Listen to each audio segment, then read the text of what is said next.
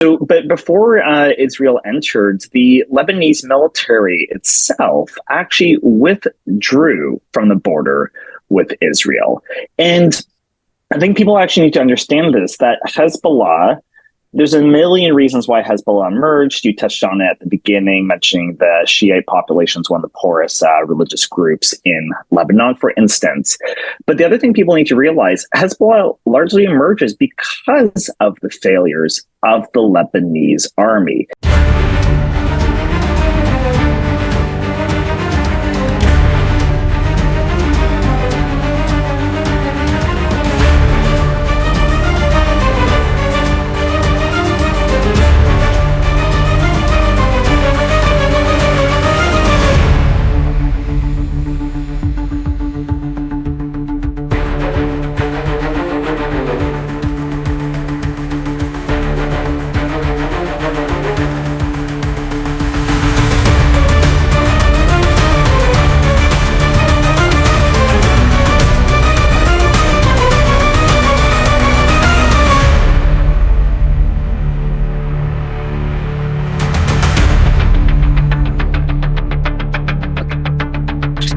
So, good morning, good afternoon, good evening to everyone who is watching. And today we are going to talk about what is happening in Lebanon and what is the impact of, or what are the ramifications of international law. Does Lebanon have the right to defend itself like any country? Just imagine if it was your country, right? So, the point, my guest today, and I couldn't have asked for a better guest, and his name is Aidan Simardone. He's an immigration lawyer. His area of practice is immigration law. He has experience in international and human rights law. He writes a lot. Reading is his massive passion. And immigration policy, race, racism, sexuality, law, counterterrorism, all of them are very, very important for him. He completed the Juris Doctor degree at Osgoode Hall Law School and Masters in Global Affairs from Monk School of Global Affairs, University of Toronto.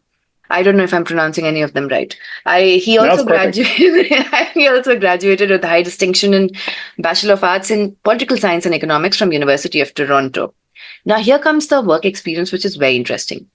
He's an immigration lawyer and head of Simardone Law. Before that, he worked at Matkowski Immigration Law as an articling student, refugee law with El Farouki Khaki, and with Justin Toe in immigration law. He has also interned at Office of United Nations High Commissions for Human Rights, Anti-Racial Discrimination Section. He was an research assistant at Osgoode Hall Law School and University of Toronto Environmental Governance Lab. He has also been a research fellow for NATO Association of Canada and an intern at the Canada Institute at Wilson Center in Washington, D.C. And he has a lot of awards. You'll be very jealous. So the point is that I will not go into all of this. Even I might get jealous. So we are going to talk about Lebanon. So what has happened in Lebanon so far? Yesterday night, if you know, there was a three-front attack on Israel. There was attack from Yemen. There was attack from in Tel Aviv from Hezbollah. There was attack also from Gaza area. But what all of that is meaning for Lebanon, because yes, in the aspect of so-called precise killings of Hezbollah targets, the civilians in Lebanon are actually facing massive brunt. Air France has suspended all its flights from Tel Aviv and to France till October 15th and to Beirut till 26th of October. Israeli army will soon, start targeting more of South Lebanon, because that is most where the Shia and the Shia communities and the Hezbollah communities live.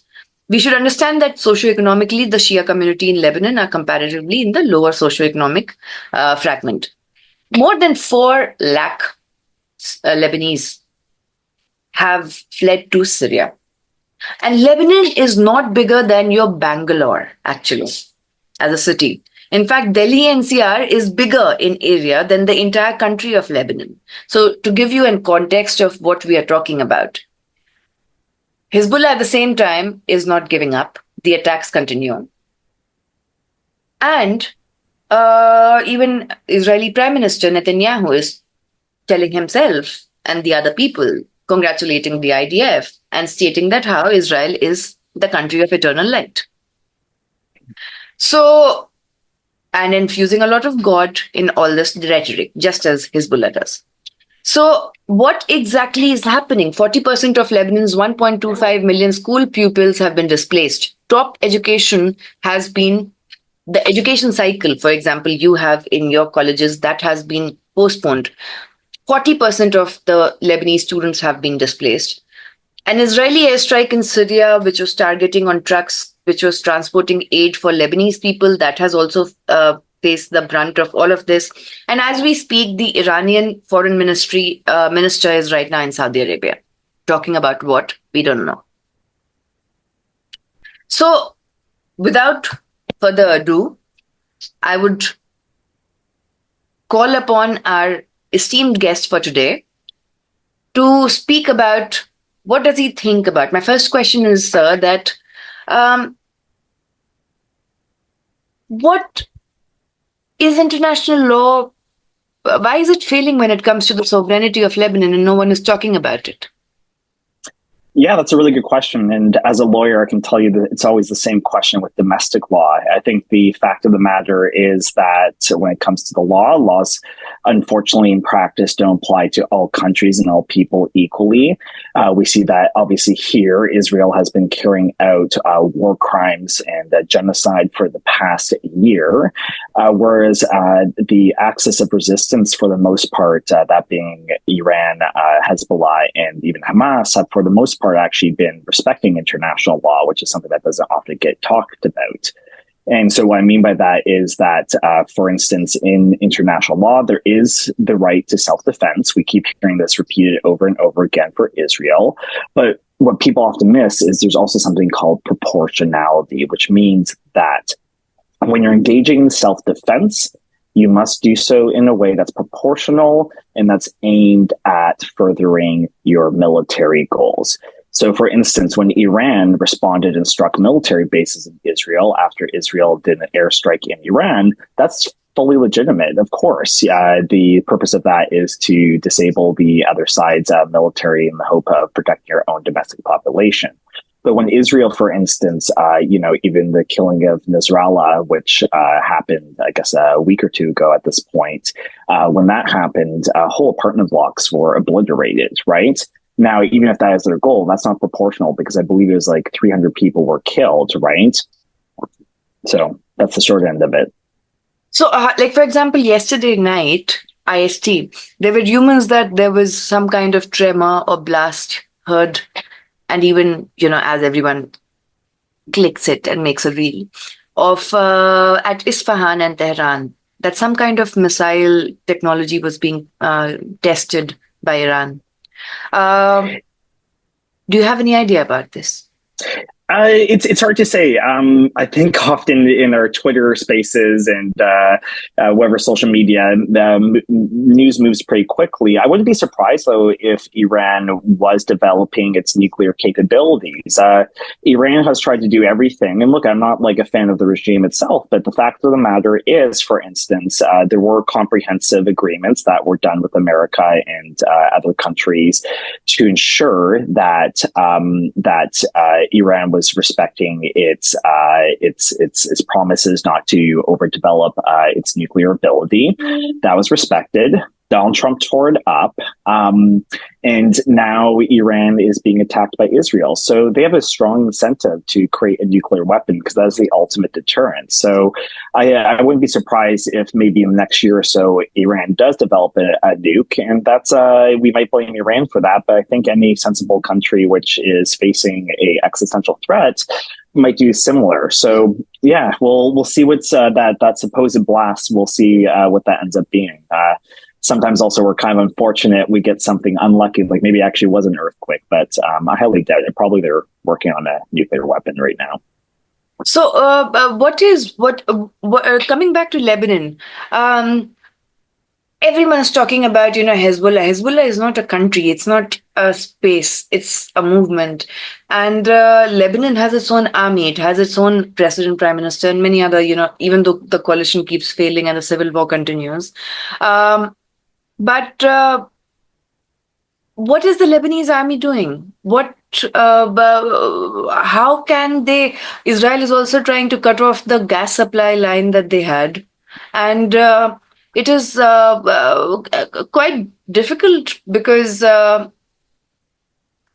to understand that how the internal defense mechanism of the country is also not getting validity or recognition by any of the press conferences by Matt Miller or Biden or anyone. No one is talking. France slammed Netanyahu, and now France has done a U-turn on the arms embargo, which is Boris Johnson's bathroom is being bugged by Netanyahu. So, what is happening? Why is no one talking about Lebanese army and its own self-defense? Yeah, well, no, it's a really good question regarding self-defense. So that's a great question. So regarding the Lebanese army, for instance, so once in the past couple of weeks, so Israel right now is going to try to carry out these ground raids in the hopes of kind of disabling Hezbollah's ability to launch missiles. That's going to fail, by the way. It's going to make Vietnam look like a walk in the park if they try to do that. And already, every time Israeli forces try to go into Lebanon, their tanks are blown up. There's 12, 24, 30 people, soldiers getting killed. But before Israel entered, the Lebanese military itself actually withdrew from the border with Israel. And I think people actually need to understand this, that Hezbollah, there's a million reasons why Hezbollah emerged. You touched on it at the beginning, mentioning the Shiite population is one of the poorest religious groups in Lebanon, for instance. But the other thing people need to realize, Hezbollah largely emerges because of the failures of the Lebanese army. They just don't have the Lebanese army just is kind of like it's just dysfunctional and refuses to fight. So when tanks start rolling in and the Lebanese army withdraws, it's Hezbollah that is carrying on the fight. And this has been the case since Hezbollah's formation in the 1980s.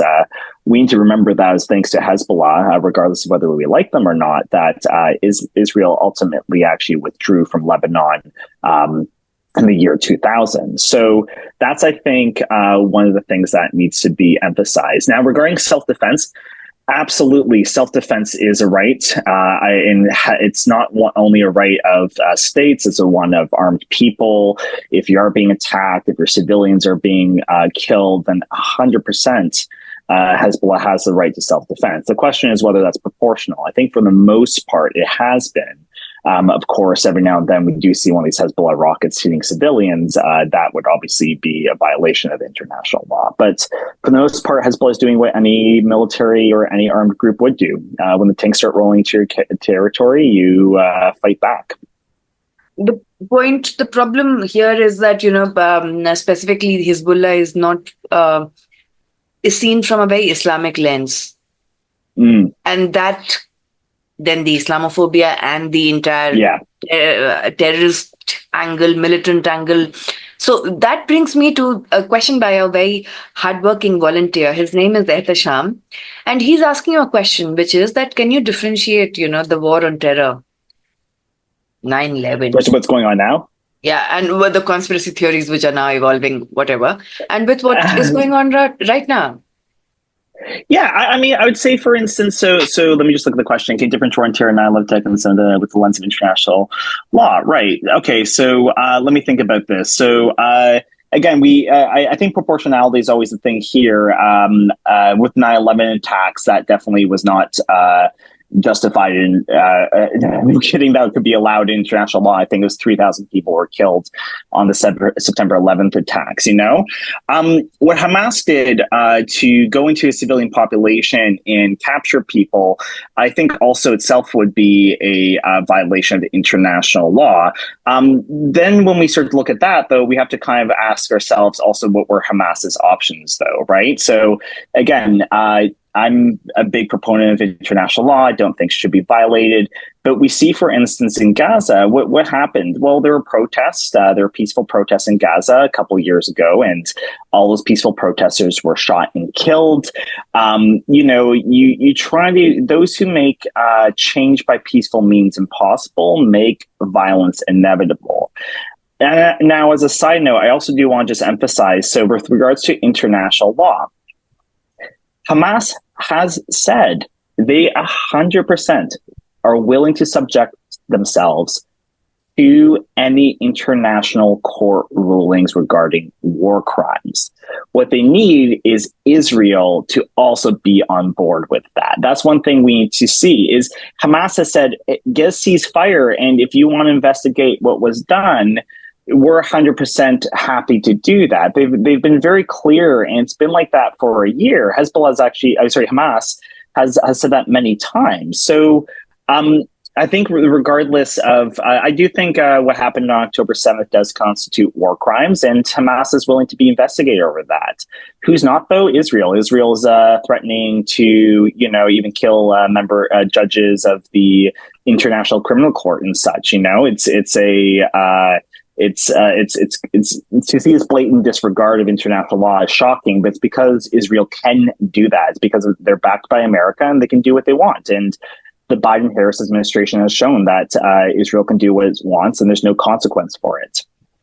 So at a personal level, do you see that the Lebanese diaspora has increased in Canada? Has it what? Increased in Canada. Increase in Canada. No. So as an immigration lawyer, not yet. I think those who initially could leave left already within the past year. There were some cases of people who were worried about the conflict. They get their visa, they come here, they stay. So, but I mean, right now, I think with Israel's actions, roughly 20% of Lebanese people are now displaced. They've been ordered to evacuate their homes. So on the one hand, I'm sure that will increase. On the other hand, unfortunately, Western governments have also shown themselves unwilling to take people from the region, specifically anyone who's from like the Gaza Strip or from, I wouldn't be surprised if it was also Lebanon. So to put that in perspective, for instance, I know this as an immigration lawyer. So in Canada, I think we've taken roughly 200,000 Ukrainians because of the Ukrainian conflict, whereas we've actually only taken 2,000 people from Gaza. I think those are the numbers. You can fact check that. So I think in a weird way, unfortunately, the Lebanese diaspora won't increase because there's going to be always these accusations of terrorism against people, even though roughly half of Lebanon's population is Christian, actually. That's very interesting. I'm quite surprised to know that Gazans were allowed to exit. But only 2,000, very few. So again, and the Canadian government has been delaying it. So remember, 200,000 Ukrainians, right? Within 2 years, within 1 year, it's only been 2,000 people from Gaza allowed to come to. I think it's 2,000. It could be only 1,000. You're right. Surprising, anyone can get out, but there's ways to bribe yourself out if you have the money, right? And but the Canadian government has been myself and other lawyers have been trying to push for the Canadian government to allow more visas to be issued to Palestinians in Gaza. And unfortunately, that's not been the case. And so really, those people are just being left to die because of the Canadian government's actions. So, and also they don't have, there's so much of, freedom of movement is so restricted. From my own travel in West Bank, I have not been to Gaza, but there are green permits, how you can go and work in Israel, come back. What is your typical movement which is there? I don't know how Gazans are the freedom, the movement which they have to go through and the checkpoints that they have to go through. So most of them do not even have a passport. No, exactly. And we have this thing also, for instance, where I had a case of someone who was being asked for documents, and it's like, well, their house is under rubble. How are they going to get those documents? But what I will note, there are also Ukrainians who have that. There are Ukrainians who don't have the necessary documents, but our government worked to let Ukrainians come to Canada, right? that when it comes to people who are black and brown, it's always, oh, well, you don't have the documents. Oh, we're going to make it really hard for you. And it's quite sickening, to be honest. It's terrible. So hopefully that changes. Hopefully people in Lebanon who need to flee can come to Canada. I'm just saying, if there's no movement, unfortunately, I wouldn't be surprised, given what they've done with Palestinians in Gaza, making it very hard for them to come to Canada. Yeah, I mean, like where you're talking to a population which loves Canada. And we are like, Canada is our next second home. So that kind of, but then again, the racial profiling which is done while giving visas and all that scrutiny, that also is a very difficult and still very colonial policy that continues. One thing which I wanted to draw your attention to, for example, UN resolution on Lebanon. So UN security resolutions such as Resolution 425 passed in 1978, Resolution 1701 passed in 2006. They have addressed the territorial integrity of Lebanon. For example, in 2006, Israel had to withdraw because they understood that was 2006 was the last time when Israel actually fought an army. After that, they have been fighting non-state actors. So my point is that then they withdrew after 2006. They knew that Hezbollah is not going to be so easily defeated. At the same time, more than 500 leaders of Hezbollah are dead. Yeah, you can kill leaders. You can't kill a movement. I'll put that. And the thing is also, Hezbollah has been planning, ever since, Nasrallah, who is the head of Hezbollah, who was killed last week, he was appointed, I believe it was in, I could be completely off by this, but 1995 or 1996. And, they always have a succession plan. And in fact, Hezbollah is actually so prepared that, the whole governing top of Hezbollah could be eliminated, and they have a plan for individual small groups of Hezbollah members to continue to act and cross-coordinate even without that leadership. So they're going to keep replacing their leaders, and even if that doesn't happen, Hezbollah will be able to continue to fight, because Hezbollah is not just about a leadership, it's a movement. It's quasi-state. It's kind of like a state, because in areas controlled by Hezbollah, they have social services, schools, hospitals. Heck, they'll even send an email wishing you a happy birthday.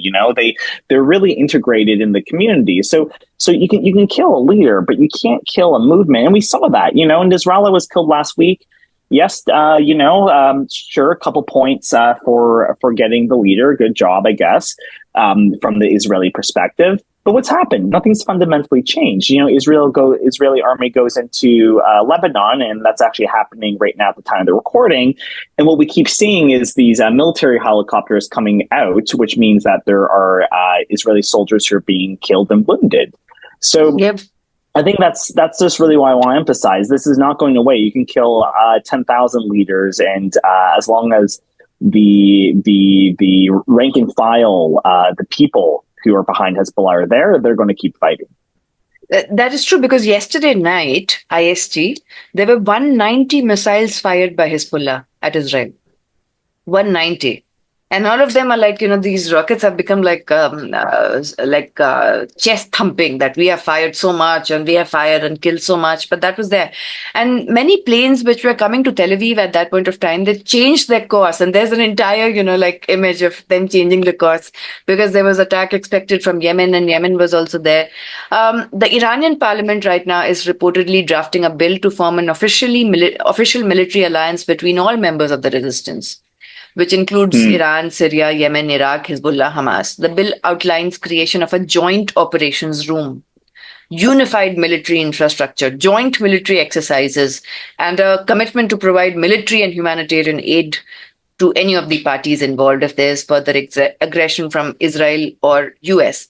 So coming to the next question, sir, which is asked by a volunteer who is one of the most sincere volunteers here.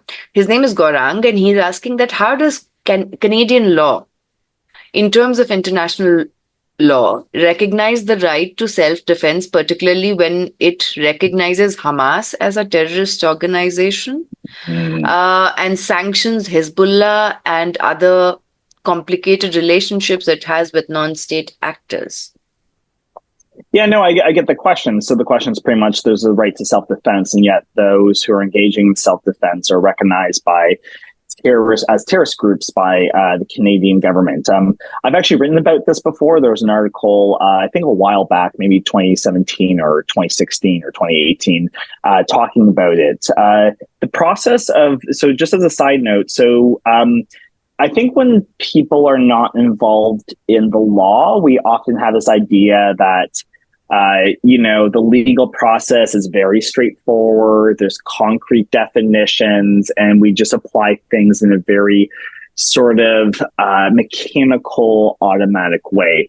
The truth is, in Canada, the recognition of who's a terrorist and who's not is very, very political, It's usually Black and brown people who are considered terrorists. So you'll often see, for instance, the usual suspects: Al Qaeda, ISIS. But you don't usually see, for instance, very often. There's a couple now, but not very often. For instance, white supremacist groups. For instance, for instance, it even took a while. I don't even know if they're on the list of terrorist organizations, but in Ukraine, there's a neo-Nazi group called the Azov Battalion. And that's not to say all Ukrainians are Nazis. I'm not saying that, but there is a neo-Nazi militia in Ukraine. And that's either not even considered a terrorist group, or if it is, it would probably be only listed very recently. So what am I saying about this is you're right. There's a contradiction here. The right to self-defense unless you're a terrorist. But there's a very common saying. And the saying is one person's terrorist is another person's freedom fighter, right? And what makes someone a terrorist, right? Well, I would argue that, Israel often acts like a terrorist state, right? I mean, they terrorize people, right? Who's the biggest terrorist? Last week, Israel bombed an orphanage versus when Iran struck. Iran was hitting military bases, which is its right, and only one person was killed just because of falling debris, right? So I think you're getting a good contradiction. I think my answer to that is you're right. These are groups engaging in self-defense, and that is their right to do so. And it's wrong for the Canadian government just to say, "Oh, Hamas or Hezbollah are terrorist groups," because they're doing a function. They're in a certain degree protecting their people as much as they can. Yeah, I agree. The entire, in the global north, and how terrorism defined, like, for example, India. And India's role right now in Canada, that has become a very difficult stone to turn for Justin Trudeau. But at the same time, it is the kind of political power and context which is always used in framing what terrorism is not only limited to Canada. Every country does it according to their own socioeconomic, it's arbitrary. interest. It's arbitrary. Every country does it, it doesn't and so I'm not outing Canada as the only state, I'm sure if you looked at what Iran considers to be terrorists, theirs would also be political. India's, China's, it doesn't matter. The point is it's political. It's not actually really grounded in any concrete definition. This reminds me that yesterday or day before yesterday, the son of the previous Shah of Iran, Samiksha, please mute yourself. The son of the late Shah of Iran, Reza Pahlavi, he gave a video message. And he openly, was talking about how he wants to be the Shah, right? He wants to be the Shah and completely going against Khamenei and everything. There's politics of both Khamenei and him. He was hosted by Israel. Yeah, it's ridiculous. That's ridiculous. It'd be like we once had something really weird in Canada. There was this conspiracy theory. This woman who was claiming to be the Queen of Canada. She was considered a joke. Like, she was just this woman who said, "Oh, I'm the leader of Canada," right? the attempt of this guy to be the Shah. There's always these because I've gone to a lot of protests and pro-Palestine protests, and then you have the other side and they're pro-Israel. There's always a small group of people waving the Iranian flag of the Shah, right? Yeah. And those people, it's kind of, when I see it, I think it's a joke. It's just like you like, who are you? Right. Imagine me walking into Israel and saying, "Oh, I'm going to be the head of Israel." Like, give me a break. I'm just trying to figure out how he's getting the funding of it, because the sudden PR campaigning has started at a very high level. And CIA was anyway involved in a coup, and they have accepted it. They were involved in the coup in 1953 in Iran. They have accepted, like that the Pahlavi family was a complete American puppet regime. And though for women, I would, if as a woman I have to see that, okay, my government is a puppet for the American government, but I get more freedom to wear what I want, go where I want, do what I want, in comparison to the theocratic government which is there right now, which wants me in chador and burqa and niqab all the time, and I can't, and massive moral policing. So as a woman, I might support the American puppet. Right. So there's definitely, I think imperialism always operates through recruiting people who are often themselves exploited, right? Like, that's the thing, There is an argument to be made about Iranian's government and the fact that it's theocratic, right? And so there are people who have been impressed from that. They've left. I've worked with refugees from Iran. I don't think Iran is like a perfect place. So I'm definitely not saying that, right? And what you do is these people who have genuine grievances, you start to give them money, but then you start to twist it a bit. You say, oh, this is actually about, they're bad because they want to kill the Jews, which is not true. And you start saying things like that. And then that's how you get these people recruited, and these people come to these counter protests, and I kind of just laugh because they're a joke. But that being said, the CIA, the Americans, the Israelis, part of the reason why they're doing this is because if there was to ever be a potential fall of the Iranian government, they're getting their puppet ready, right? I don't think that's going to happen, but it's just something they're doing. They need some sort of figurehead to take over if the Iranian government were to collapse. So, yeah. In the meantime, I laugh at it because it's like I don't know, make me the head of Israel, whatever. Give me money to claim that. I don't know. For example, Khamenei is obviously 85 years old. He needs a successor. So the son of the previous Ayatollah Khomeini might be, I don't know. There will be some kind of transition in the religious line also. Yep. They have a new president. They have a new foreign minister. At the same time, but what Shrishti is asking, Shrishti Bera is our very good volunteer. She's asking that how do Lebanese people perceive Hezbollah? Yeah, it's a good question, actually. So I think it's quite. So I'll note this. A couple things. So first of all, it's often seen as a sectarian conflict, which it partly is. But if I'm correct, roughly So Hezbollah also runs in elections. They're in the parliament. If I'm correct, and I could be wrong on this, so fact check me on this, but I think it's roughly either a quarter or 1/3 of Christians, either in the areas Hezbollah controls or just in general, actually vote for Hezbollah. Hezbollah actually does have appeal beyond just the Shiite community, right? So that's something to note first. The second thing is Hezbollah is popular because of Israel's attacks. It was only thanks to Hezbollah that the Israelis withdrew from southern Lebanon up until 2000. And this was a major victory. This was, every other time Israel's taken territory, for the most part, it was able to occupy it. But Hezbollah, for the first time, was actually able to drive the Israeli forces out of southern Lebanon, and were able to do it without any negotiation or any concessions. It was completely because of them.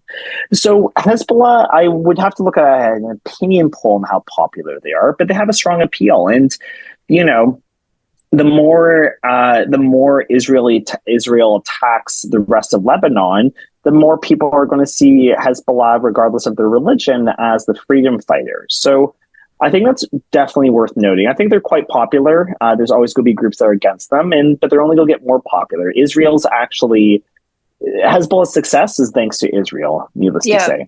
Every time they attack Hezbollah, they become populist. There's this trajectory. But the question is that Israel declared Secretary General of UN persona non grata. Has it ever happened before? Has any country done it before? That's a good question. I don't know. So actually, just my answer is I don't know. I guess my longer answer would just be I don't know, but that's a bad sign. You're trying to kick out members of the UN and call them persona non grata. They have to leave. That's ridiculous. And again, it's only thanks to U.S. blessing that this can happen. I want everyone to know that Israel. So you were talking in the beginning. You said Lebanon's a small country. It's roughly the size of Bangalore, right? Israel's also a very tiny country. All this conflict could come to an end immediately if if the United States stops shipping weapons every day to Israel. So I want everyone to know that. There's actually a very easy solution. If Biden was to stop the weapons shipments, all this would come to an end. Yeah. But Biden has given $18 billion to Israel. Yeah, exactly, right? Yeah, They $18 say, billion. we're working on a ceasefire, like, give me a break. You're working on continuing the fire. Yeah, exactly. And the next question is then by Ehtisham that we have seen abduction and extrajudicial killings in both democratic states and authoritarian states. That is true. How can we prevent the process of abduction and extrajudicial killing? Yeah, I mean, people. There's two sides to it. One side is there's those in power who will resort to these means to keep their imperialism. On the other side, there's people who resist imperialism who do abductions. I mean, look at, for instance, what happened on October 7th. They captured a bunch of people at this party that was right next to the world's largest concentration camp and took them in, and now they're still there in Gaza, right? I think it's really interesting because we've been asking. There's been so many good questions on this show. I think we often get wrapped up in the morality of it. We're often trying to find a mental solution to it. We think extrajudicial killings are bad. How do we stop it? But these things are going to continue as long as those in power are able to continue. Sorry, just give me a second. One of my cats, not my cat that's missing, one of my other cats is meowing. This will continue as long as those in power are able to do it. So you want to stop extrajudicial killings? We need to stop Israel, for instance. We need to stop the U.S. shipments to Israel. Because just like the UN case, they only do it because they can do it, right? Does that make sense? No, it does. It does. It's like what one is seeing in real time is also we are playing good cop and bad cop with the questions. Yeah, of Like, course. I'm Yeah. like reprimanding everyone that why are you writing thesis in terms of a question? And you're like, so many good questions in the chat right now. So we are playing good cop and bad cop. You have to follow me. Okay. So the point Yeah. is that the point is, it is very the mindset specifically when it comes to Lebanon. Like, for example, I understood Lebanon through a fiction book. It was Mm. written by Rabi Al-Amadeen. He's a gay, and I didn't know that a man is writing it because it's a story of a woman. Um, Huh. and he's a very famous author. He's written The End of the Telescope right now. He stays in US. He's a complete introvert, doesn't get out of the house now slowly, and he's get elderly also. So he wrote this book about a 70-year-old woman who used to work in bookstores through the Lebanese Civil War. And what she did was for 40 years, she translated all the English and French books into Arabic, Hmm. but she never published them. It was just for herself. It's a political, it's more like a fiction plus political philosophy because the character is talking about a lot of things in terms of philosophy. That why do you want to publish, and Hmm. is it for you or are you doing it for the world and all of that? So that was something. And one thing which is very clear is that everyone in Lebanon has a gun. Yeah. Everyone in Lebanon has an arm. Yep. An armament. Some They have to. no, yeah, they need to. Everyone, civilian, non-civilians, those who are Yep. socioeconomically richer, they will have more guns. But even the civilian population has guns, all of them. Yeah. And this is So why Israel's never going to be successful. I'm just going to tell you that right now. So Israel can do two things. It can kill leaders. It can kill massacres. It can't kill a movement. It can't do it. It wasn't able to do it in 2000. It wasn't able to do it in 2006 in Lebanon. In Hezbollah, I know we're talking about the civilian population in general, but Hezbollah is actually stronger than it's ever been. Hezbollah had a lot of fighting experience in the Syrian civil war, for better or worse. It's going to be impossible for Israel to occupy any part of Lebanon successfully, or at least any decent chunk, you know? So this is the thing. So I want to actually specify something before I forget. What's going on right now has nothing to do with the hostages. What this war is about is Netanyahu and his government, with the blessing of the United States of America. And what Netanyahu wants to do is two things. One, he wants to stay in power. So he's going to do that by continuing to escalate. And his hope is that there'll be some sort of miracle, some sort of way of saying, oh, we succeeded, we won, we're done, make me your prime minister forever, right? He thought Nasrallah was the case. You know, killing the head of Hezbollah last week was the case. Clearly, it's not, because Hezbollah can still launch rockets, right? So what Netanyahu and his government's going to continue to do is they are going to continue to escalate this conflict. The question is whether the United States will eventually stop them from doing so. The second thing is they can't win the war, but what they want to do is they're doing this. They're trying to kill as many people as possible. It's no different than when the United States of America was killing indigenous people there, right? yep. So we see cases of orphanages being bombed, apartments being bombed. This is intentional. They're trying to ethnically cleanse and genocide these areas because they can't beat the military, but in their mind, if they kill everyone, then maybe they can win then.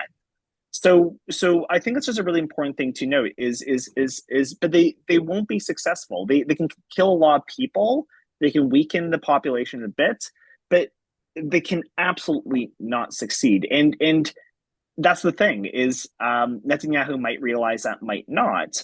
Um, the question is what's going to happen. Will eventually America put an end to this, or is this just going to continue until we're getting a full-fledged war with Iran?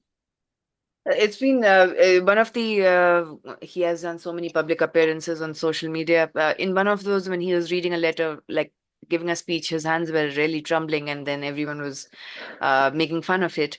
But again, I just don't understand. When there's a polio outbreak in Gaza, it will spread to Israel. It's common sense. But they have Oh, the vaccinated their polio, yeah. IDF. They have vaccinated their IDF IDF, yeah. members long before they knew that this is going to happen. So they are being cautious. But virus or infection does not, like, I don't know. The second thing is also, I have an inkling that Donald Trump is going to be back. Oh, same. 100%. I think so. So I'll give my take. I'm not completely certain, but I'd bet $100. I wouldn't bet $1,000. I'm not that risky, but I bet $100. I Yeah. think if my life depended on it, I'd say Donald Trump is going to win. One thing to note also, we have a month until the election, is if Israel continues to escalate with Iran, the price of oil is going to increase quite a bit. Americans might not care about wars in other countries. They do care about how much it costs to fill up their car. And if that happens, then Kamala Harris is for sure not going to be winning the election. So, and I think we've already seen that. I think she's a little weaker. Kamala Harris did a great job in the debate. She was really strong, but now this war is continuing, and the price of oil is going up. I do think Trump is going to win another election. My take is because of the patriarchy of the American political system. That too. That I too. mean, And the that's a second given. is Yeah. and also look at how much money Martin Lockheed and all these weapon manufacturers are making. Trump means business. He will go for the war.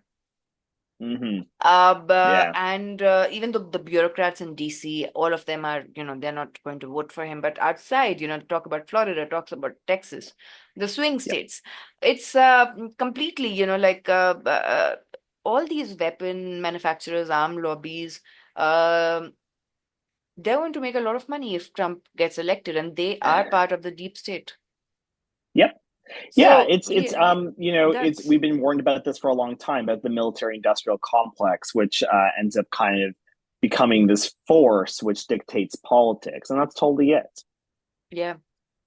So the next question is by Gorang. While people want to recognize this as a genocide, do you see the possibility of a similar Nuremberg or a Tokyo trial? That is a really good question.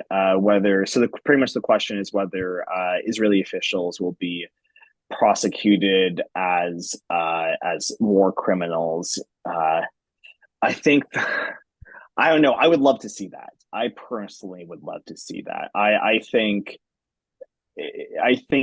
it's tricky because there's only two ways that's going to happen. One is if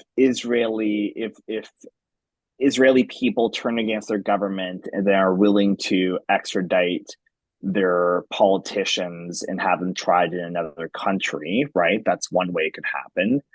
The other way that could happen would be the way what happened in World War II, which was Germany was completely invaded, taken over. Since I don't know, I don't think the Israeli people are actually going to turn against their government and their politicians. It's been a year they haven't done that. The only way it's going to happen is if Israel itself is taken over. But other than Iran and the axis of resistance, no countries are willing or really have the motive to do that as of right now. I Yeah. think, in terms of this, I don't think so that the Israeli civilians are going to turn against the government because when the protest movement was starting against Netanyahu, it was way before October 7. And he took over, tried to take more control of the judiciary and everything. So from January 2023, there were massive protests against Netanyahu. But even those from the left wing in Israel who are against Netanyahu, they are not against the um, existence of Israel. No, they're They not. they're not. Exactly. So the settler colonial perspective is going to continue in that way. But those on the left are about their own socioeconomic crisis, about their own day-to-day cost of living, which is going up, the day-to-day, the gender violence and the lack of security and all of that. Those are the concerns that navigate them. It's not the Palestinian discourse. The second thing is that, in a very dystopian way, I think if there's another ISIS like or Al Qaeda like organization that emerges out of all of this, something which is Yep. different from Hamas or Hezbollah, they'll do their own extrajudicial killings. Yeah, exactly. So we'll see what happens. I think if anything happens to these leaders, if they face consequences, it's not going to be a court. It's going to be in the grave. Iran does not. Iran has actually tried to be quite restraining, as we've seen over the past year. As I mentioned, even when attacking those military bases, only one person was killed. Um, what I was going to say is the Iran has said that's willing to kill the leaders of Israel if they continue to escalate this. If the Ayatollah is killed by Israel, Iran's going to respond by probably getting rid of Netanyahu. So I think the sad thing is it's been a year. This conflict has not ended. It's actually only escalated. I unfortunately think that this is going to go on for many years more because just nothing has unfortunately fundamentally changed. As a note of hope, though, I will tell everyone this that Israel is weaker than it's ever been. It's not you don't kill civilians because you're in a position of strength. You kill civilians because you're in a position of weakness. Look, the northern parts of Israel along the Lebanese border, there used to be 60,000 people along the border there. They have not returned to their homes for 1 year. there have been a dozen countries who have cut off diplomatic relations with Israel. Now, these are smaller countries, but it matters. Colombia used to be a big coal exporter to Israel and no longer is. The credit rating of Israel a week or two ago was just downgraded from A plus to A, and that will probably continue. There are people in Israel who are fleeing, who are going back to New York City and London and wherever about their family, the rest of their family is. Uh, Israel's image is destroyed. I know most of the world has always been against Israel, but even in the West, you look at opinion pollings, most people, the whole idea of Israel, only democracy in the Middle East, blah, blah, blah.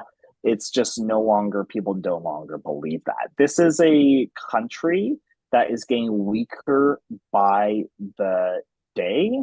And so while this war drags on, keep an eye on that because it's very easy to look at the massacres and think Israel's strong, nothing can stop Israel. Actually, for the most part, Israel has not been weaker. It's probably the weakest it's ever been. Yeah, and that is true. Like, they haven't tested the laser technology, the iron domes, most of them have been, how much attack can a short-ranging interception of iron dome do? Arrow 2, Arrow 3, which are for long-range missiles, they are also suffering because consequently every day there is targeting. Every day. Yeah, and every time they use the Iron Dome, it costs them Yeah. money. Yeah, it Like costs too these much. rockets are expensive. Yeah. These rockets are very expensive, right? And look at Yeah. Israel's a population of 10 million people. This isn't a massive country. Like, the people who a lot of people who live in Israel because it's nice to go to the beach, you get your coffee, it's all relaxing. The last week, half the country has been in bunkers. A lot of people are going to start to leave Israel. That's what happened in the War of Algerian independence. There used to be Yeah. tons of, for instance, French people in Algeria. They started to leave as the war went on, and eventually Algeria was free, and so too will be the case for Palestine. It is quite, like also very complicated how, every kind of superiority complex is the biggest sign of an inferiority complex. By the same time, Exactly. there's a difference I want to believe in my heart between the state and the people of Israel, because there's so much of diversity within. They Yeah, have yeah, produced one of the best, a few of the best historical scholars, lawyers, scientists, technologists and all of it. So there's a certain kind of, I want to make that distinction that when we talk about, we talk about the state, the mm, bureaucracy, we don't talk about the yep. people. No, Um, a hundred yeah, percent. I yeah, guess the problem is though, over time, the most enlightened people are going to start to leave, right? I mean, I think there yeah. was already a bit of that with the protests on the judicial reforms. Some people said, "Forget it, I'm leaving this country. This is not going the direction I want." Right? People do kind of do that over. I know a lot of secular, progressive Jews who left Israel, right? So at a certain point, all that's going to be left over is these far right extremists. But I do carry that hope too. Hopefully, yeah. Yeah, it's the condition, the like the dystopian nightmare that we are every day consuming, specifically here in India. Every time it becomes 1 o'clock at night, and that is when, because Lebanon is 2.5 hours behind, uh, and then the bombing starts. The bombing starts. It goes on for half an hour, 2 hours. There's so white phosphorus. There's so much. People are leaving Beirut. The airport has been completely destroyed. There was entire propaganda by the IDF that airport is used for Hezbollah's arms and weapons, like schools Ridiculous. are for Hamas in Gaza. But anyway, and the entire, like the maps also which they have released, that look, this is where Nasrallah was killed, and here is the UN office and everything else, and this is how they use human shields. And I'm like, do the same kind of self interception, like Yeah, some kind, like where do you have the Mossad headquarters? it's hypocritical. It's hypocritical because then Hezbollah launches rockets. Of course, Hezbollah. They say Israel kills 300 civilians. They say, oh, we're trying to go for Nasrallah. Hezbollah launches a bunch of rockets to the military bases. One of these rockets hits a home. No one even dies. They say, oh my God, look at Hezbollah trying to kill all of us. Like it's Yeah. hypocrisy. It's hypocrisy. Yeah, like these are memes, like look at Israel before and after Iran attack. There's no difference. Look at Yeah, Israel after, exactly, like at the mall, people are shopping before and after Iran attack. exactly, No difference. exactly. So Yep. this is like the humor, the dark humor that is being used. And I think that everyone is either scared of me or the questions are over. And also, we are approaching the 1 year, no, 1 hour time that we had taken from Sir, and we'll be on time. So, with this, thank you so much for Of course. the privilege of your time and for discussing it. And you should Google him and be jealous of all the awards that he has. You should do that, and follow him on Twitter and read whatever he writes. He writes a lot. And if you find jargons, then ask him.